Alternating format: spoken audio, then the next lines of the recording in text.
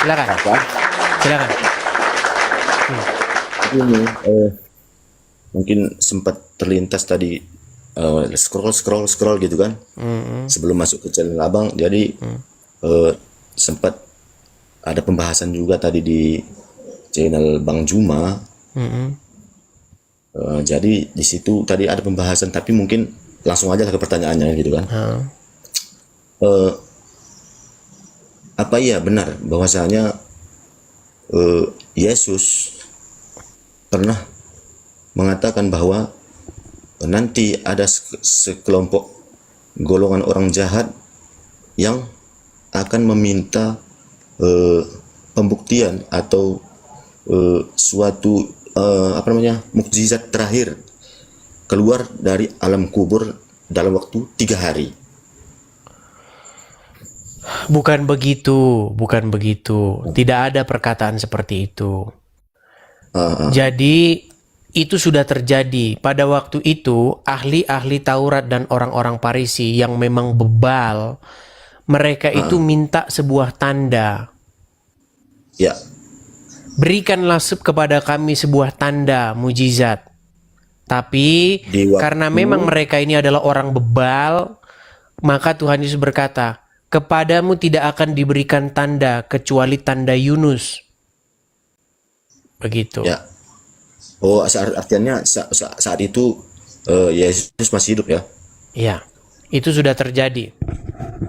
Kalau di hari yang akan datang, orang tidak buat lagi tanda. Karena kedatangan Tuhan Yesus yang kedua, itu sangat berbeda dengan kedatangan Tuhan Yesus yang pertama. Kedatangan Tuhan Yesus yang pertama,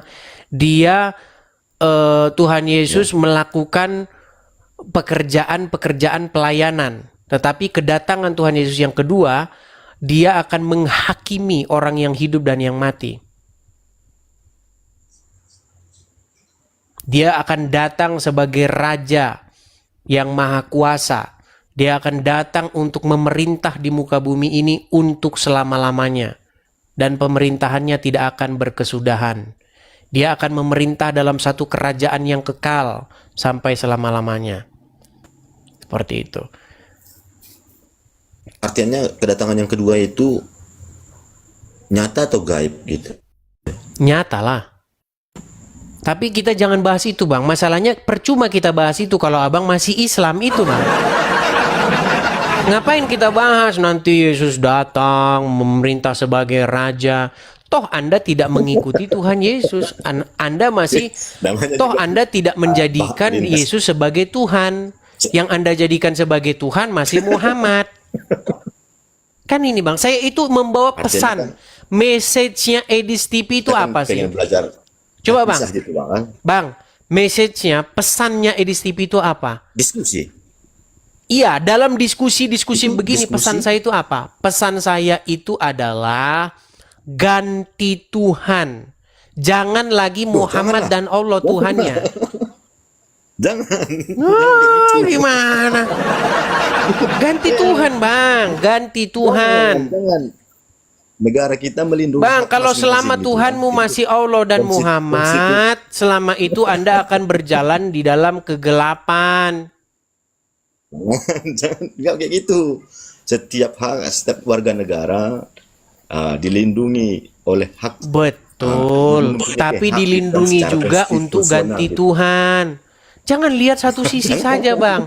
Negara menjamin setiap orang untuk bebas beragama dan memeluk kepercayaannya masing-masing. Betul, tapi jangan lupa negara juga menjamin kepercayaan dan kebebasan untuk orang ganti Tuhan. Makanya saya bilang, kalau Tuhan kalian masih Allah dan Muhammad, segeralah ganti Tuhan kalian itu. Sudah ditentukan gitu. Sudah ditentukan. Gimana? Sudah klop. Mungkin abang sudah klop juga kan ya gitu. Saya juga sudah Bang, kalau Anda masih menjadikan Muhammad dan Allah sebagai Tuhan, dalam waktu dekat Anda nanti akan menciumi batu. Oh jangan. Loh kok jangan? Itu kan memang perintah. Memang disuruh oleh Allah dan Muhammad Tuhan kalian itu. Bagi saya cium anak-anakku aja lah. Loh, Anak-anak masih lagi. Bukankah itu dilakukan oleh Muhammad, menciumi batu sebongkah batu itu? Oh dia aja lah, aku nggak usah. Dia aja lah, nggak usah. Muslim tapi dia sudah tidak mau mengikuti Muhammad. Biarkanlah dia aja. Kata-kata yang bagus tuh, Bang. Coba kita ulang, Bang. Ini biar Muslim pada tahu. Abang Muslim. Jadi kan gini bang. Sebentar, Bang. Ini klip bagus nih. Abang Muslim. Abang Muslim. Jadi gini kan. Malu dia. Biar dia aja lah, Muhammad aja lah. Cocok lah Kan sudah mesti Bang kita nih. ikut semua.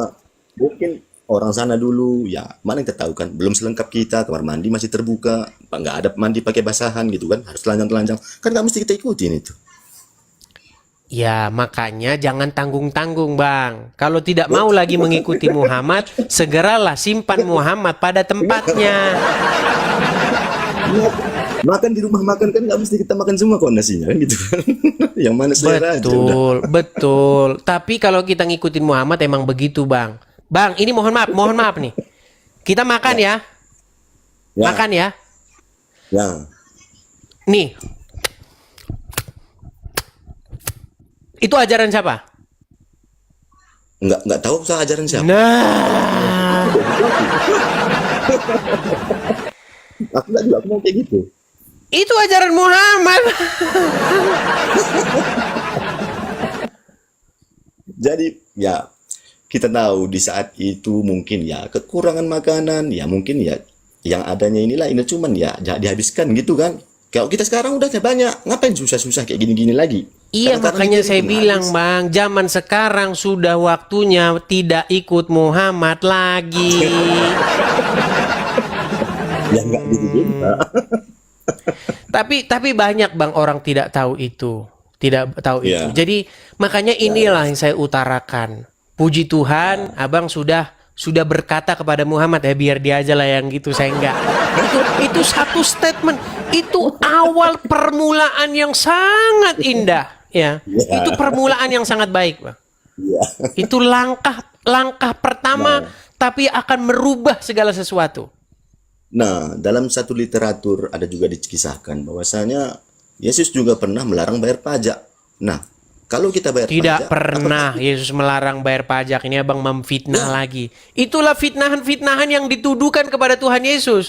Orang ini melarang supaya orang bayar pajak. Itu tuduhan loh. Tuduhan ini. Oke, pada waktu itu kita tahu bahwa pada waktu itu bangsa Israel itu dijajah oleh pemerintahan Roma. nah, Pada ya, waktu bayar itu pajak, ahli-ahli kan? Taurat dan orang-orang Farisi itu mengajukan pertanyaan jebakan. Ya, Katakanlah kepada kami, apakah kami boleh membayar pajak kepada kaisar? ya, Ya kan? Lalu apa kata Tuhan Yesus? Bayarlah apa yang menjadi milik. Nih, saya kutipkan. Ini pertanyaan bagus nih. Anda fitnah lagi Tuhan Yesus. Sungguh Anda nekat yang nyata. Jalan. Sama seperti tuduhannya ahli-ahli Taurat dan orang-orang Farisi. Ya. Perhatikan ya. Saya suka diskusi kayak gini nih. Nih. Masalah mengenai apakah kita boleh membayar pajak kepada kaisar. Perhatikan. Matius 22 ya. Kita mulai di Matius 22. Oke. Pasal yang ke-15. Kemudian pergilah orang-orang Farisi. Mereka berunding bagaimana mereka dapat menjerat Yesus dengan suatu pertanyaan. Mereka menyuruh murid-murid mereka bersama-sama orang-orang Herodian bertanya kepadanya, "Guru, kami tahu bahwa engkau adalah seorang yang jujur dan dengan jujur mengajarkan jalan Allah dan engkau tidak takut kepada siapapun juga sebab engkau tidak mencari muka. Katakanlah kepada kami pendapatmu, apakah diperbolehkan membayar pajak kepada kaisar atau tidak?"